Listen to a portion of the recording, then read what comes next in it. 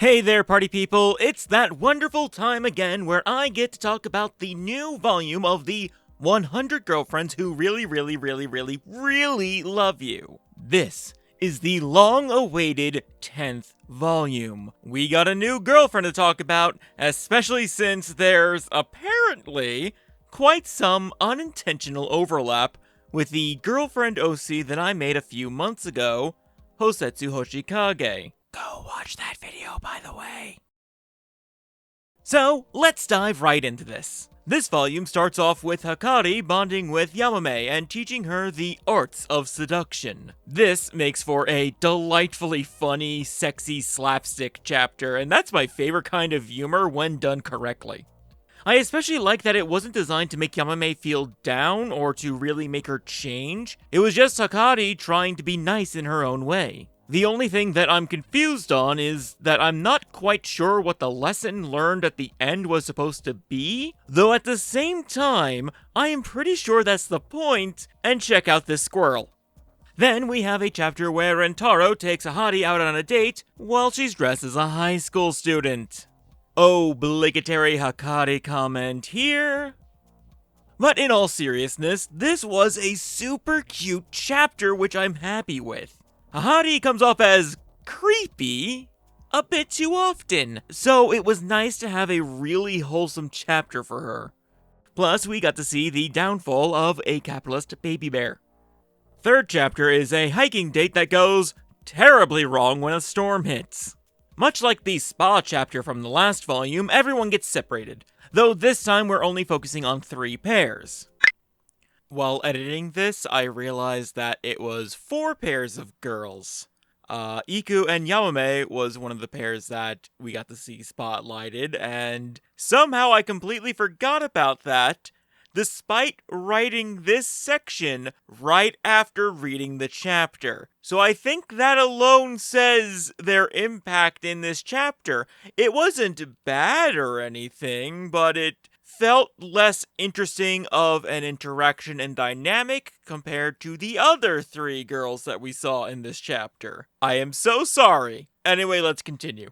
Kusuri and Chiyo, which is once again a super wholesome and sweet duo, love to see it. Natty and Yaku, which is interesting, as Natty feels compelled to interact with Yaku in a similar manner to how she was raised. Honestly, I would have preferred if that was something done in a full chapter. Could have been very interesting if given some more fleshing out. And then Momiji and Kurumi get some one-on-one time, which was also nice to see.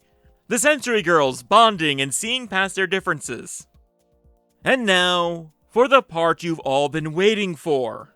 Wow, I cannot believe I got the opening of the introduction to a damn T. We are introduced to Kishika Toro.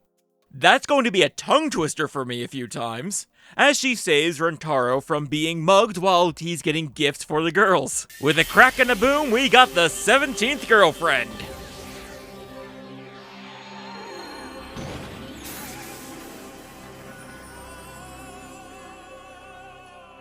She is the eldest child of the Toro family, and the noble and gallant captain of the high school kendo club. She is a dependable, lawful good type and desires head pats more than anything. Yes, the years of her being responsible and relied upon have manifested in her differently than it does in young Chiyo, as she has a deep desire to be coddled and will revert to acting like a little baby once she receives it. Which is 2 parts cute and 2 parts kind of sad.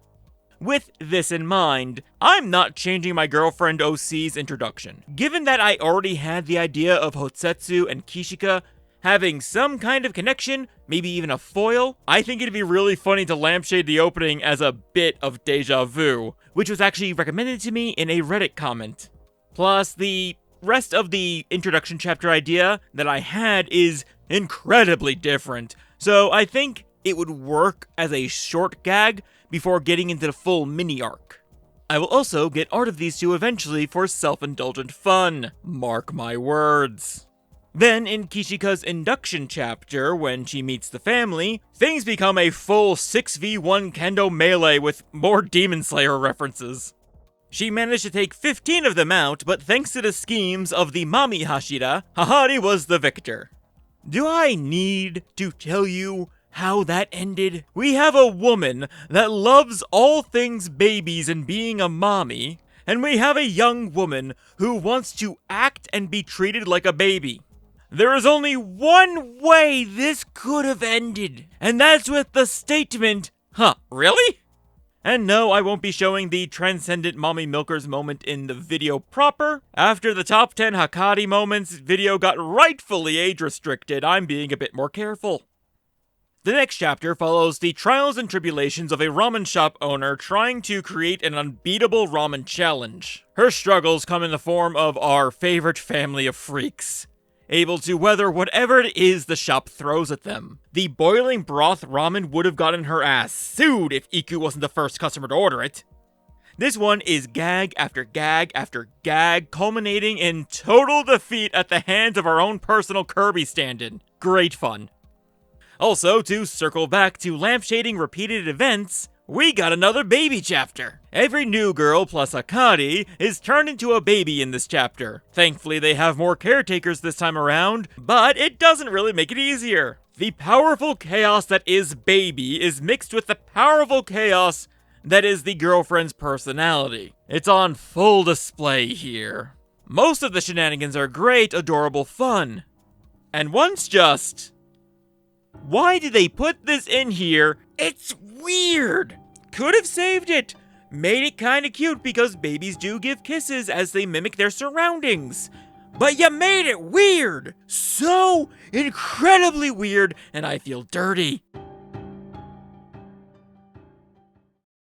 Oh, but the daily life of Rentaro makes up for it immediately. Not only is it a wholesome chapter filled with Rentaro doing things for his girlfriends, both big and small gestures, it ends with another meeting with the god of love. It's one of the times that the series gets truly genuine, with the god thanking Rentaro for what he's doing, saving the lives of the girls and making them happy, and apologizing for his mistake. Rentaro states why he doesn't tell the girls about the soulmates thing. And while he doesn't forgive the god, he does state that because of this situation, he is indeed the happiest man on earth. This is the stuff that I live for. Even the interspliced and ending jokes don't weaken the moment at all. I adore genuine, heartfelt moments like this. It's what made me fall in love with the series to start with, and it is what will keep me loving it for as long as it continues. That feels like a good wrapping up point, but we actually have another chapter. The family tries playing the Pocky game between 18 people, all with their eyes closed. Yeah, it goes about as well as you think it would. Praise be to these maidens sweet. Praise be to kisses on the cheek. May witnesses the chaos as she is used to having her eyes closed, and saves the day by having everyone win.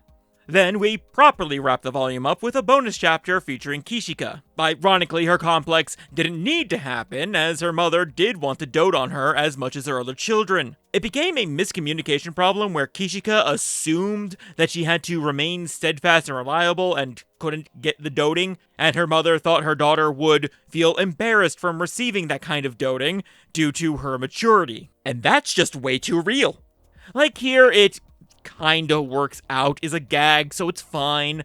But like, this is such a real thing that happens, and does create much more dangerous complexes in the real world. Not saying that they should have handled it seriously, not at all, just the thought was in my head. Anyway, overall, a great volume. I know that the upcoming anime core won't get anywhere near this volume, but I really hope that the anime will continue on because I'd love to see the meeting with the love god animated. The emotional elevation it can have through animation, voice acting, and musical scoring would be amazing. But that is where my thoughts end. What about yours? Let me know what you thought about Volume 10 down in the comments below. And like the video and subscribe to the channel while you're scrolling down. I'll definitely have the top 10 Karane Tsundere moments out before the next volume, and maybe more videos that you do not want to miss. With all that said, thank you so much for watching, and I'll catch you next time in the void. Later.